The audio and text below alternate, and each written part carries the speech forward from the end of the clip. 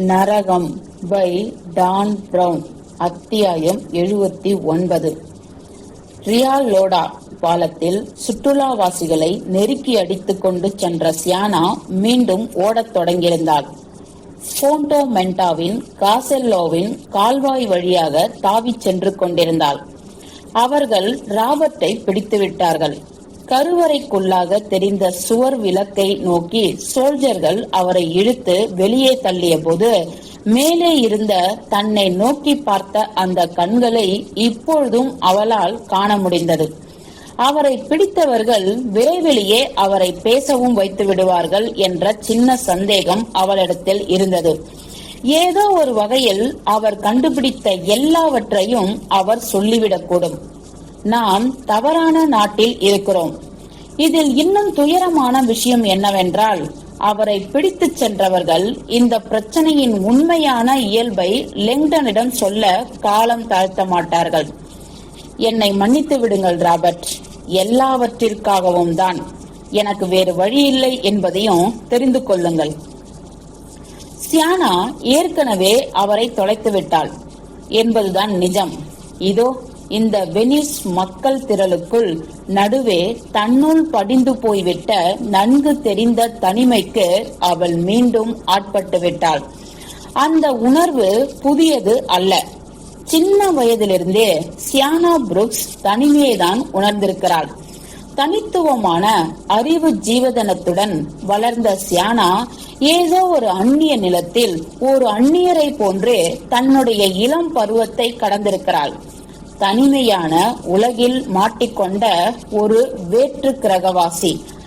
அவள் நண்பர்களை உருவாக்கி கொள்ள நினைத்தாள். ஆனால் அவள் வயதை ஒத்தவர்களின் சின்னத்தனங்கள் அவளிடத்தில் அவர்களுக்கு எந்த ஆர்வத்தையும் தூண்டவில்லை. அவள் தன் வயதுக்கு மூத்தவர்களிடத்தில் மரியாதையுடன் நடக்க முயற்சித்தாள். ஆனால் பெரும்பாலானவர்கள் வயதான குழந்தையை போன்றே நடந்து கொண்டார்கள். தங்களை சுற்றியுள்ள உலகில் இருக்கும் அடிப்படையான விஷயங்கள் கூட தெரியாதவர்களாகவே அவர்கள் இருந்தனர். அதனேனும் பிரச்சனைக்குரியது என்னவென்றால், அதன் மீதெல்லாம் அவர்களுக்கு ஆர்வமோ அல்லது அக்கறையோ இல்லை என்பதுதான். நான் எதிலும் சம்பந்தப்பட்டவள் அல்ல. அதனால்தான் சியானா புரூக்ஸ் யாருக்கும் தெரியாதவளாக இருக்க கற்றுக்கொண்டாள். ஒரு பச்சோந்தியாக, காரியக்காரியாக, கூட்டத்தின் மற்றும் ஒரு முகமுமாக வாழ கற்றுக்கொண்டாள். மேடையில் நடிப்பது என்ற அவளுடைய குழந்தை பருவ ஆசை சந்தேகமே இல்லாமல் யாரோ ஒருவராக ஆகிவிட வேண்டும் என்ற அவளுடைய வாழ்நாள் கனவில் இருந்து துளிர்விட்ட ஒன்றுதான். யாரோ ஒரு சாதாரணர். ஷேக்ஸ்பியரின் ஏ மிட்ஸ்மர் நைட் ஸ்ட்ரீம் நாடகத்தில் அவளுடைய நடிப்பு அவள் ஏதோ ஒன்றின் பாகம் என்பதை உணர அவளுக்கு உதவியது. ஆனாலும் முதல் நாள் இரவில் அவள் மேடையை விட்டு வெளியேறி மீடியாவின் கூட்டத்தை எதிர்கொண்ட அதே நேரத்தில் அவளுடைய சக நடிகர்கள் யார் கண்ணுக்கும் படாமல் ஒளிந்தபடியே பின்கதவின் வழியாக நழுவிய கணத்தில் குறுகிய காலமே நீடித்த அவளுடைய மகிழ்ச்சியும் சட்டென்று ஆவியாகி போனது. இப்பொழுது அவர்கள் வெறுக்கவும் செய்கிறார்கள். 7 வயதிலேயே தன்னுடைய ஆழமான மனசிதைவுக்கு தானே சிகிச்சை எடுத்துக் கொள்ளும் அளவுக்கு சியானா நிறைய படித்துவிட்டாள். அவள் இதை பற்றி தன் பெற்றோரிடம் கூறிய போது அவர்கள் அதிர்ச்சியடைந்தார்கள். தங்களுடைய மகளின் விசித்திரமான நடத்தை குறித்து எப்பொழுதும் கவனிப்பதைப் போலத்தான் அப்பொழுதும் பார்த்தார்கள். இருந்தாலும் அவளை ஒரு உளவியல் நிபுணரிடம் அனுப்பி வைத்தனர். அந்த மருத்துவர் அவளிடம் நிறைய கேள்விகள் கேட்டார். அவற்றை சியானா தனக்குத்தானே கேட்டிருக்கிறாள். பின்னர் அமிட்ரைப்திலின் மற்றும் குளோத்தியாசெபாக்சைடு மருந்தின் கலவையை அவளுக்கு கொடுத்தார். ஆர்வம் தூண்ட சியானா தன்னுடைய இருக்கையில் இருந்து தாவி குதித்தாள். அமிட்ரைப்திலினா? அவள் கேள்வி கேட்டாள். நான் மகிழ்ச்சியாக இருக்கவே விரும்புகிறேன், நடைப்பிணமாக அல்ல. தன் துறையில் பெயர் பெற்ற அந்த உளவியல் நிபுணர் படார் என்று பேசிய அவள் முகத்தை மிகவும் நிதானமாக உற்று பார்த்துவிட்டு இரண்டாவது பரிந்துரையை தெரிவித்தார். சியானா, நீ மருந்துகளை எடுத்துக்கொள்ளவில்லை என்றால் நாம் மிகுந்த முழுமைவாத அணுகுமுறையை தான் பின்பற்றாக வேண்டும். அவர் சற்று இடைவெளி விட்டார். உன்னை பற்றியும் நீ இந்த உலகத்திற்கு சொந்தமானவள் இல்லை என்பது பற்றியும் தொடர்ச்சியாக சிந்திக்கின்ற சுழற்சியில் நீ மாட்டிக்கொண்டிருப்பதை போல் இருக்கிறது. அது உண்மைதான் என்றாள் சியானா. நான் நிறுத்துவதற்குத்தான் முயற்சிக்கிறேன், என்னால் முடியவில்லை. அவர் அமைதியாக சிரித்தார். நிச்சயம் உன்னால் நிறுத்தவே முடியாது. எதை பற்றியும் சிந்திக்காமல் இருத்தல் என்பது உடல் ரீதியாக மனிதனால் இயலாத ஒன்று. ஆன்மாவானது உணர்ச்சிகளுக்கும் ஏங்கும். அந்த உணர்ச்சிக்கான எரிபொருளை தொடர்ந்து தேடிக்கொண்டிருக்கும். அது நல்லதோ கெட்டதோ, ஆனால் நீ அதற்கு தவறான ஒன்றை கொடுத்திருக்கிறாய் என்பதுதான் உன்னுடைய பிரச்சனை. மனதை பற்றி யாரும் இப்படி இயந்திர கதியில் பேசி சியானா கேட்டதே இல்லை.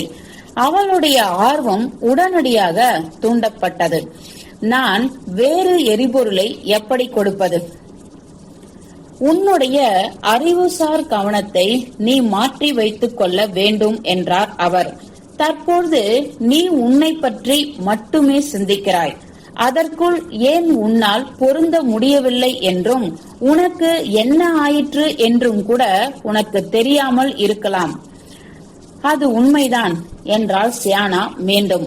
ஆனால் நான் பிரச்சனையை தீர்க்கவே முயற்சிக்கிறேன்.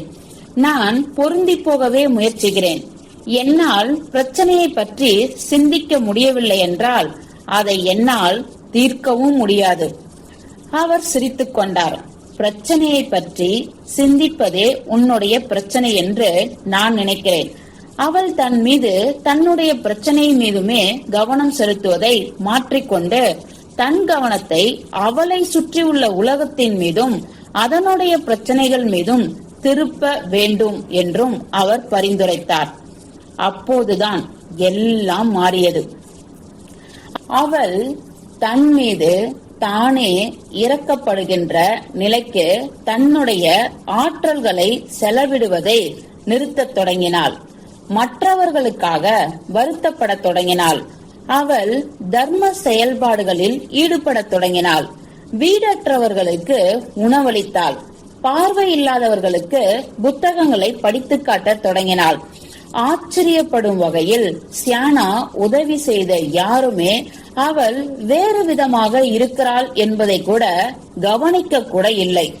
யாரோ ஒருவர் தங்களை பார்த்து கொள்கிறார்கள் என்பதற்காக அவர்கள் பரிவு உணர்ச்சி கொண்டார்கள். சியானா வாரம் வாரம் கடுமையாக உழைத்தாள். தன்னுடைய உதவி நிறைய பேருக்கு தேவைப்படுகிறது என்பதை உணர்ந்த அவளால் சரியாக உறங்கவும் முடியவில்லை. சியானா, மெதுவாக. மக்கள் அவளை துரிதப்படுத்தினர். உன்னால் இந்த உலகத்தை காப்பாற்ற முடியாது. எவ்வளவு பயங்கரமான விஷயம் இது! சியானாவின் சமூக சேவைகளின் காரணமாக அவள் உள்ளூர் மனிதநேய குழுவை சேர்ந்த சிலருடன் தொடர்பு ஏற்படுத்திக் கொண்டாள். அவர்கள் அவளை 1 மாதம் முழுவதும் பிலிப்பைன்ஸில் பணிபுரிய அழைத்த போது அவர்களுடன் ஒட்டிக்கொண்டாள்.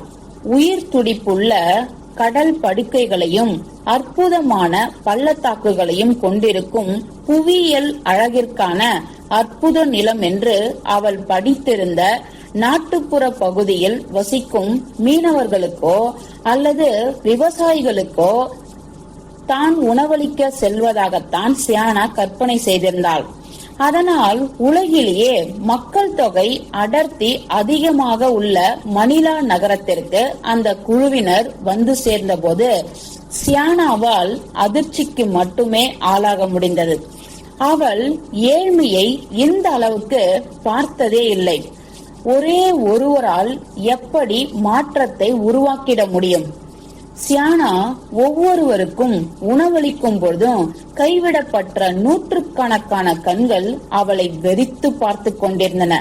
மணிலாவில் சாதாரணமாக 6 மணி நேரம் போக்குவரத்து நெரிசல் ஏற்படும்.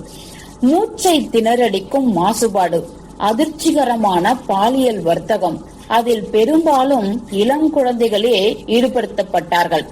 அவர்களின் பல பெற்றோர்களும் தங்கள் குழந்தைகளுக்காகவாவது உணவு கிடைக்கிறதே என்ற ஆறுதலால் அவர்களை பாலியல் தரகர்களிடம் விற்கிறார்கள்.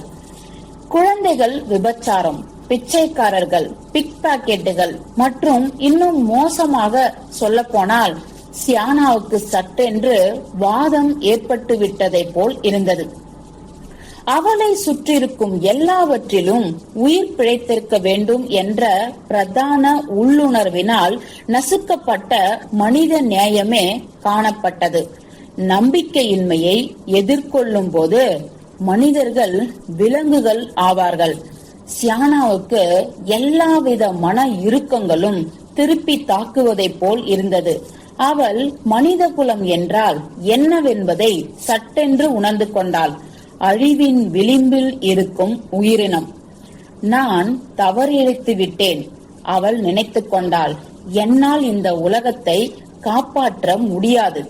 பைத்தியக்கரத்தனமான முட்டாள்தனத்தின் நெருக்கடியில் முடங்கி போன சியானா அந்த நகர தெருக்களில் தாவி ஓடினாள். மக்கள் நெருக்கடிகளின் வழியாக தன் வேகத்தை அதிகப்படுத்தினாள்.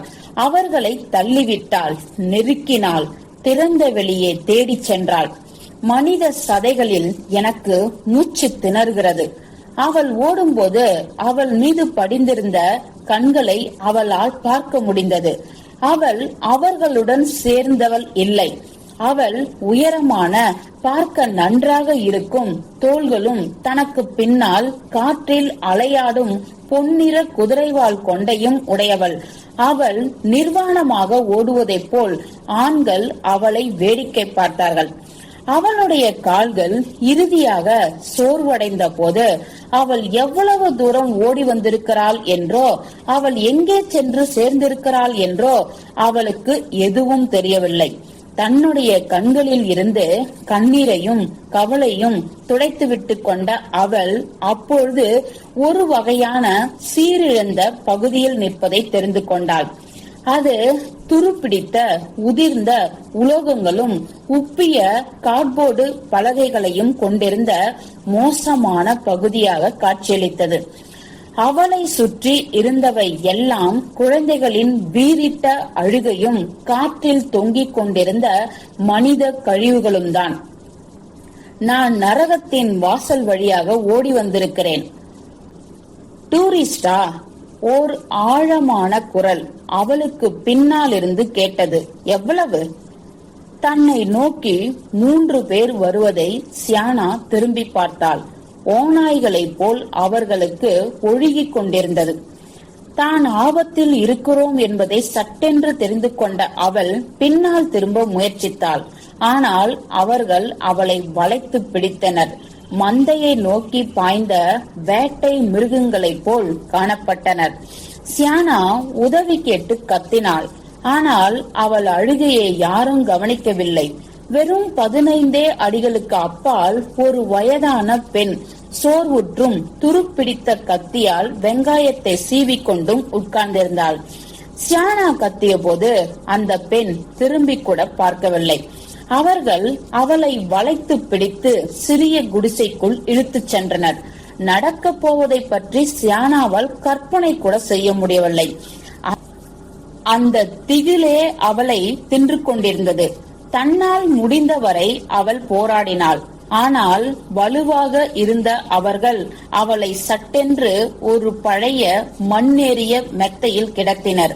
அவளுடைய சட்டையை கிழித்த அவர்கள் அவளுடைய மென்மையான தோலை கவ்வி பிடித்தனர்.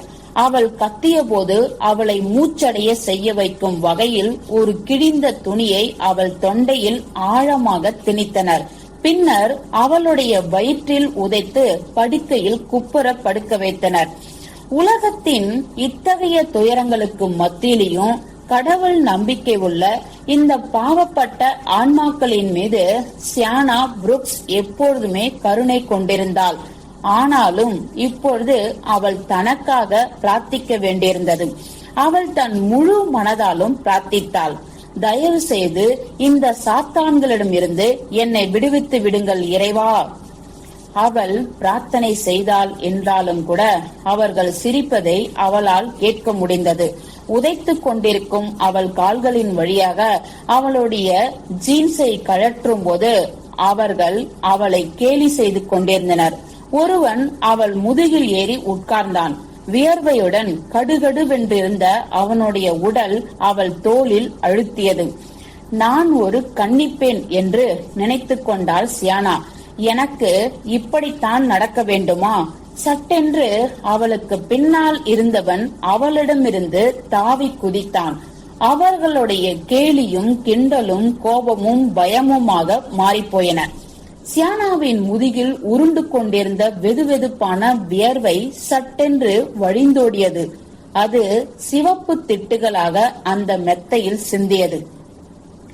என்ன நடந்தது என்பதை பார்க்க சியானா உருண்டு திரும்பிய போது பாதி உரித்த வெங்காயத்துடன் நின்று கொண்டிருந்த அந்த வயதான பெண் அவளை தாக்கியவனை நோக்கி துருப்பிடித்த கத்தியை நீட்டிக் கொண்டிருந்தாள். அவனுடைய முதுகு பக்கத்திலிருந்து ரத்தம் வழிந்தோடியது.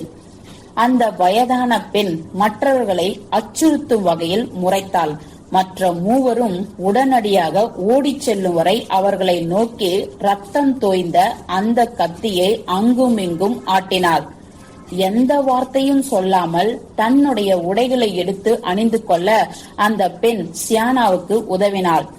நன்றி என்றாள் சியானா அழுகையும் விசும்பலுமாக. அந்த வயதான பெண் தன்னுடைய காதுகளில் தட்டி தனக்கு காது கேட்காது என்பதை சுட்டிக்காட்டினாள். சியானா தன்னுடைய பாதங்களை ஒன்றாக வைத்துக்கொண்டு கண்களை மூடிக்கொண்டாள். பின்னர் மரியாதை செலுத்தும் வகையில் தன் தலையை கவிழ்த்தாள். அவள் தன் கண்களை திறந்த போது அந்த பெண் போய்விட்டிருந்தாள். சியானா பிலிப்பைன்ஸை விட்டு உடனடியாக வெளியேறினாள். தன்னுடைய மற்ற உறுப்பினர்கள் யாருக்கும் சொல்லவும் இல்லை. தனக்கு நடந்தவற்றை பற்றி அவள் ஒரு முறை கூட யாரிடமும் சொன்னதில்லை. அதை அப்படியே விட்டுவிட்டாள்.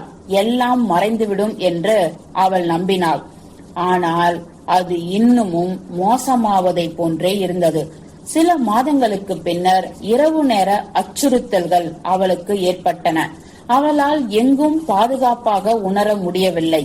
அவள் தற்காப்பு கலைகளை கற்றுக்கொண்டாள். டீம் மேக் என்ற ஆபத்தான கலையில் அவள் சட்டென்று தேறிவிட்டாலும் அவள் செல்லும் இடத்திலெல்லாம் அவள் அச்சத்தையே உணர்ந்தாள். அவளிடத்தில் மனசிதைவு மீண்டும் தோன்றியது. அது 10 மடங்காக பெருகியது. முடிவில் அவள் தூங்குவதையே நிறுத்திக் கொண்டாள். அவள் தன்னுடைய கேசத்தை ஒவ்வொரு முறை சீவும் போதும் கொத்து கொத்தாக முடி உதிர்வதை கண்டாள். அது நாளுக்கு நாள் அதிகரித்தபடியே சென்றது. அவளை மேலும் அச்சுறுத்தும் வகையில் சில வாரங்களுக்குள்ளாகவே அவள் பாதி வழுக்கையானாள். டெலிஜீனிக் எஃப்ளூவியம் கொண்டு தனக்குத்தானே சிகிச்சை எடுத்துக் கொண்டதன் அறிகுறிகள்தான் தன்னிடம் தோன்றுவதை அவள் உணர்ந்தாள். மனசிதைவுக்கு எடுத்துக்கொள்ளும் அலோபேசியா சம்பந்தப்பட்ட மருந்தான அது ஒருவருடைய மனசிதைவை தவிர வேறு எதையும் குணப்படுத்தாது. அவள் தன்னை கண்ணாடியில் பார்த்து கொள்ளும் ஒவ்வொரு முறையும் தன்னுடைய வழுக்கை தலையை காண்கையில் அவள் இதய துடிப்பு அதிகரித்தது. நான் ஒரு கிழவியை போல் காணப்படுகிறேன். இறுதியில் தன் தலையை மடித்துக் கொள்வதை தவிர அவளுக்கு வேறு வழியில்லை. குறைந்தபட்சம் அவள் கிழவியை போலாவது தோன்றாமல் இருப்பாள். அவளை பார்க்க நோயுற்றவளை போன்றே இருந்தது. புற்றுநோயாளியை போல் தோற்றமளிக்க விரும்பாத அவள் பொன்னிற குதிரைவால் கொண்டை போன்ற விக் ஒன்றை வாங்கி அணிந்து கொண்டாள். அது அவளை அவளாக காட்டியது. ஆனாலும் சியானா புரூக்ஸ் உள்ளுக்குள் மாறிக்கொண்டிருந்தாள். நான் சேதப்பட்ட பண்டம். தன்னுடைய கடந்த கால வாழ்க்கையை பின்னுக்கு தள்ளிவிடும் தீவிர முயற்சியில் அவள் அமெரிக்காவிற்கு சென்று மருத்துவ பள்ளியில் சேர்ந்தாள். மருத்துவத்தின் மீதான ஆர்வம் அவளிடத்தில் குறையாமலே இருந்தது. ஒரு மருத்துவராக இருப்பது அவளால் உதவி செய்ய முடியும் என்ற எண்ணத்தையும் அவளுள் தோற்றுவித்தது. இந்த உலகத்தின் வழியை சுலபமாக்கிக் கொள்ளவாவது அவளால் ஏதாவது செய்து கொள்ள முடிந்தது. நீண்ட நேரம் ஆனாலும் பள்ளியில் இருக்க அவளுக்கு சுலபமாக இருந்தது. அவளுடைய வகுப்பு தோழர்கள் படித்துக் கொண்டிருக்கையில் கொஞ்சம் கூடுதல் பணத்திற்காக அவள் பகுதி நேர நடிப்பு வேலையில் சேர்ந்தாள். அது நிச்சயம் ஷேக்ஸ்பியர் அல்ல. ஆனாலும் மொழி மற்றும் நினைவுபடுத்திக் கொள்வதில் அவளுக்கு இருந்த திறமை அது ஒரு வேலை என்பதை காட்டிலும் தான் என்னவாக இருந்தோம் என்பதை மறந்து வேறு ஒருவராக இருப்பதான உணர்வை அவளுக்கு கொடுத்தது. யாரோ ஒருத்தி வாய் பேசத் தொடங்கிய காலகட்டம் முதலாக தன்னுடைய அடையாளத்தில் இருந்து வெளியேறவே சியானா முயற்சித்தாள். ஒரு குழந்தையாக சியானா என்ற தன்னுடைய நடுப்பெயருக்கு உதவியாக தரப்பட்ட பெயரில் அவள் மிளிர்ந்தாள். பெலிசிட்டி என்றால் அதிர்ஷ்டம். ஆனால் அதை தவிர எல்லாமுமாக தான் இருக்கிறோம் என்பதும் அவளுக்கு தெரியும். உனக்கே உரிய பிரச்சனைகளில் இருந்து உன் கவனத்தை திசை திருப்பிக் கொள். அவள் தனக்குள் நினைவுபடுத்திக் கொண்டாள். இந்த உலகத்தின் பிரச்சனைகளில் கவனம் செலுத்து. மணிலாவின் மக்கள் நெருக்கடி மிகுந்த இடத்தில் அவளுக்கு ஏற்பட்ட திகில் தாக்குதலானது அதிக மக்கள் நெருக்கடி மற்றும் உலக மக்கள் தொகை பெருக்கம் குறித்த ஆழமான கவலையை அவளிடத்தில் பற்ற வைத்திருந்தது. அப்பொழுதுதான் அவள் பெட்ரன் ஜாப்ரிஸ்டின் எழுத்துக்களை கண்டுபிடித்திருந்தாள். ஒரு ஜெனட்டிக் இன்ஜினியரான அவர் உலக மக்கள் தொகை குறித்த சில மிகவும் மேம்பட்ட கோட்பாடுகளை முன்வைத்திருந்தார். அவர் ஒரு மேதை. அவருடைய எழுத்துக்களை படித்திருந்த அவள் அப்படித்தான் உணர்ந்தாள். சியானா தன்னை வேறு ஏதோ மனித உயிரினமாக நினைத்துக் கொள்ளவில்லை. ஜாப்ரிஸ்டை அதிகமாக படித்திருந்த அவள் தான் ஏதோ ஒரு சக ஆன்மாவின் மனதிற்குள் இருப்பதாகவே உணர்ந்தாள். உன்னால் இந்த உலகத்தை காப்பாற்ற முடியாது என்ற அவருடைய கட்டுரை ஒரு குழந்தையாக இருக்கையில் எல்லோரும் தன்னை நோக்கி சொன்ன வார்த்தைகள் அவை என்பதை சியானாவுக்கு நினைவுபடுத்தின. ஆனால் ஜாப்ரிஸ்ட் அதற்கு நேர் எதிராக சிந்தித்திருந்தார். உன்னால் இந்த உலகத்தை காப்பாற்ற முடியும் என்று ஜாப்ரிஸ்ட் எழுதியிருந்தார். நீ இல்லை என்றால் வேறு யார்? இப்பொழுது இல்லை என்றால் எப்பொழுது? ஜாப்ரிஸ்டின் கணிதவியல் சமன்பாடுகளை சியானா கவனத்துடன் ஆராய்ந்தார். மால்தூஸ் பேரழிவின் முன் ஊக்கிப்புகளையும் இந்த உயிரினத்தின் அழிவு நெருங்கிக் கொண்டிருப்பதையும் தனக்குத்தானே பயிற்றுவித்துக் கொண்டாள். இந்த உயர்மட்ட யூகவாதங்களை அவள் அறிய விரும்பியது. ஆனால் தனக்கு முன்னால் இந்த உலகத்தின் எதிர்காலத்தை பார்க்கையில் அவளுடைய மனசிதைவின் அளவும் அதிகரித்துக் கொண்டே சென்றது. கணிதவியல் ரீதியாக உத்தரவாதம் அளித்தது. மிகவும் தெளிவாக இது தவிர்க்க முடியாதது. இப்படி ஒரு விஷயம் நடக்கப் போவதை வேறு யாராலும் ஏன் பார்க்க முடியவில்லை?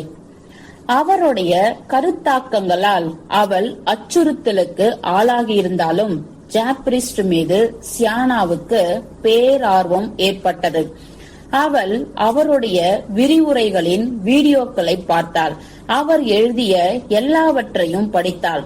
அமெரிக்காவில் அவர் உரை நிகழ்த்தப் போகிறார் என்பதை சியானா தெரிந்து கொண்டவுடன் அவரை பார்க்க வேண்டும் போல் அவளுக்கு தோன்றியது. அன்றைய இரவில்தான் அவளுடைய மொத்த வாழ்க்கையும் மாறிப்போனது. அவள் முகத்தில் ஒரு புன்னகை அரும்பியது. அது ஒரு அரிய மகிழ்ச்சியான தருணம். அவள் மீண்டும் அந்த மாயமான தருணத்தை நினைத்து பார்க்கையில், சிக்காகோ, கடும் பனிப்பொழிவு, ஜனவரி மாதம், 6 வருடங்களுக்கு முன்னர் இருக்கும். ஆனாலும் அது நேற்றுதான் நடந்ததை போன்றே இருக்கிறது.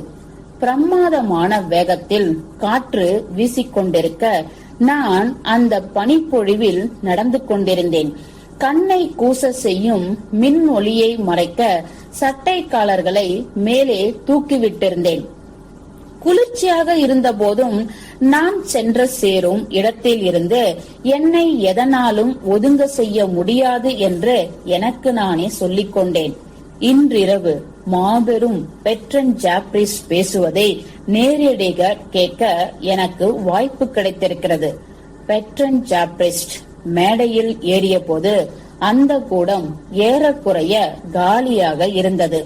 அவர் உயரமானவராக, மிகவும் உயரமானவராக இருந்தார் என்பதுடன் அவருடைய உயிர்ப்புள்ள பச்சை கண்கள் இந்த உலகத்தின் எல்லா துயரங்களையும் அடக்கி வைத்திருப்பதை போல் காணப்பட்டன. இந்த வெற்று ஆடிட்டோரியம் நாசமாய் போகட்டும் என்று அறிவித்தார் அவர். நாம் பாருக்கு செல்லலாம். பின்னர் நாங்கள் அங்கே சென்றோம். நாங்கள் ஒரு சிலர்தான். ஒரு சிறிய அறையில் அவர் ஜெனட்டிக்ஸ் பற்றியும் மக்கள் தொகை பற்றியும் தன்னுடைய புத்தம் புதிய ஆர்வமான மனிதம் கடந்தவியல் பற்றியும் பேசினார். மது குவாலைகள் நிரம்ப தொடங்கியதும் ஒரு ராக் இசை பாடகரை நான் தனியாக சந்தித்ததை போல் உணர்ந்தேன்.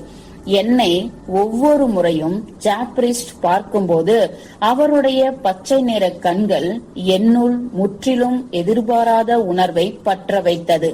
அது முழுக்க முழுக்க பாலியல் கவர்ச்சியே. அது என்னுள் தோன்றிய முழுமையான புதிய உணர்வு. பின்னர் நாங்கள் தனிமையில் இருந்தோம். இன்றிரவை செலவிட்டமைக்கு நன்றி என்ற நான் சற்றே மயங்கிய நிலையில் இருந்தேன். நீங்கள் ஒரு அற்புதமான ஆசிரியர். இது ரொம்ப அதிகம் என்று புன்னகைத்த ஜாப்ரிஸ்ட் என்னிடத்தில் நெருங்கி உட்கார்ந்தார். எங்கள் கால்கள் ஸ்பரிசித்தன. இது உன்னை எங்கோ கொண்டு சென்றுவிடும். அந்த காதல் விவகாரத்தை விவரிப்பது முற்றிலும் பொருத்தமற்றது. ஆனால் தனிமையான சிகாகோ ஹோட்டலில் பனிவிழும் இரவில் மொத்த உலகமும் அப்படியே நின்றுவிட்டதை போல் இருந்தது. இப்பொழுது என்ன நினைக்கிறாய் என்றார் ஜாப்ரிஸ்ட். என்னுடைய அறையில் இரவு மது அருந்தலாமா? நான் உறைந்து போனேன். காரின் விளக்கொளியில் தெரியும் மானை போல் ஆனேன். இதை எப்படி செய்வதென்று எனக்கு தெரியவில்லை. ஜாப்ரிஸ்டின் கண்கள் கதகதப்பாக மின்னின. நான் சொல்லட்டுமா என்று அவர் கிசுகிசுத்தார். நீ பிரபலமான ஆள் யாருடனும் இருந்ததே இல்லை. நான் சிவந்து போனதை என்னாலேயே உணர முடிந்தது. நான் உணர்ச்சி கொந்தளிப்பை மறைக்க போராடிக் கொண்டிருந்தேன். கூச்சம், பரவசம், பயம். உண்மையை சொல்ல வேண்டும் என்றால் நான் அவரிடம் சொன்னேன், நான் எந்த ஆணுடன் இருந்ததே இல்லை. புன்னகைத்த ஜாப்ரிஸ்ட் அவளை நெருங்கி வந்தார். நீ எதற்காக காத்திருக்கிறாய் என்று எனக்கு தெரியாது. ஆனால் நானே உன்னுடைய முதலாமானவாக இருந்து விடுகிறேன். அந்த கணத்தில் என்னுடைய குழந்தை பருவத்தில் இருந்த என்னுடைய அசௌகரியமான பாலியல் பயங்களும் விரக்திகளும் காணாமல் போயின. அவை அந்த பனியிரவில் ஆவியாக போயிருந்தன. பின்னர் நான் அவர் கைகளில் இருந்தேன். ரிலாக்ஸ் சியானா என்று கிசுகிசுத்த அவர் தன்னுடைய மென்மையான கரங்களால் என்னுடைய அனுபவப்படாத உடலை தூண்டி நான் இதுவரை இருப்பதாக கற்பனை கூட செய்து பார்த்திராத என் உணர்ச்சிகளை கிளறிவிட்டார். சுற்றி வளைத்திருந்த ஜாப்ரிஸ்டின் பிடியில் இருந்த நான் இந்த உலகில் இறுதியாக எல்லாமே சரியாகிவிட்டதை போல் உணர்ந்தேன். என்னுடைய வாழ்க்கையின் நோக்கம் இருப்பதை தெரிந்து கொண்டேன். நான் காதலை கண்டு கொண்டேன். அதை எங்கும் பின்தொடர்ந்து சென்றேன்.